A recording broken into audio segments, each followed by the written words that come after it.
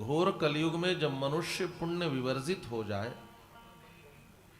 दुराचार रताः सर्वे सत्य वार्ता परांगमुखाः, दुराचार रत हो जाए, सत्य से विरत हो जाए, परापवाद निरताः परद्रव्याभिलाषिणः, ऐसे कलयुग में मानव जीवन की अनंत समस्याएं होंगी। लेकिन मूल समस्या क्या क्या होगी, मानव किन किन जटिलताओं में ज्यादा उलझेगा, उन प्रश्नों को यहां पर रखा है। सबसे पहले तो यह है कि परापवाद निरता है,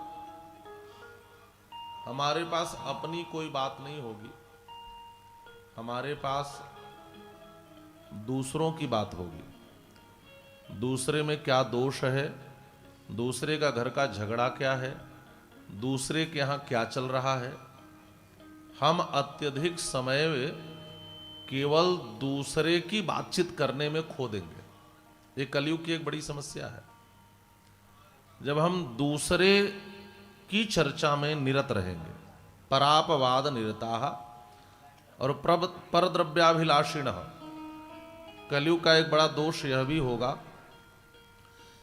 कि हमारे पास कितना है हम उससे खुश नहीं होंगे। दूसरे का धन भी हमारा हो जाए, हम इसकी अभिलाषा निरंतर करते रहेंगे। ये भी कलयुग का एक बड़ा दोष होगा।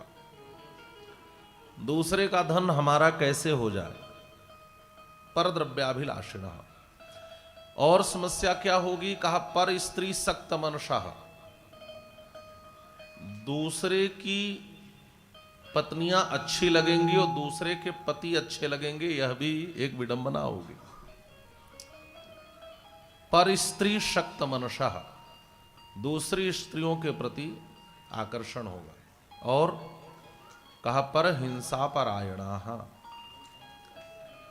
और हम धीरे धीरे हिंसा में रुचि लेने लगेंगे। देखिए, हिंसा और अहिंसा को समझना बड़ा कठिन है, बड़ा इसका सूक्ष्म विवेचन हमारे शास्त्रों में है। शास्त्र तो यहां तक कहते हैं कि अपनी बात को जबरदस्ती किसी पर थोपना भी एक प्रकार की हिंसा है।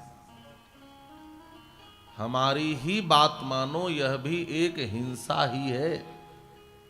और इस कलयुग में यह भी एक बड़ा दोष होगा कि हम चाहेंगे कि हर कोई मेरी ही बात माने, जबकि यह भी एक हिंसा है। तो पर हिंसा परायणाः।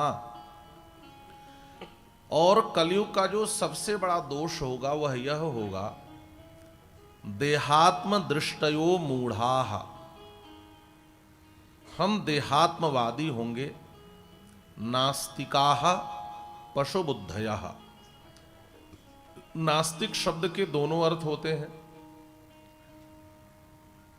ईश्वर से विमुख होना भी नास्तिक होना है, ईश्वर को न स्वीकार करना भी नास्तिक होना है। और दर्शन शास्त्र के अनुसार नास्तिकाः वेद निंदकाः, नास्तिक उसे कहेंगे जो वेद को प्रमाण नहीं मानता, जो वेद का निंदक होता है वह नास्तिक है। पशुबुद्धयः, और पशु बुद्धि वाले लोग होंगे।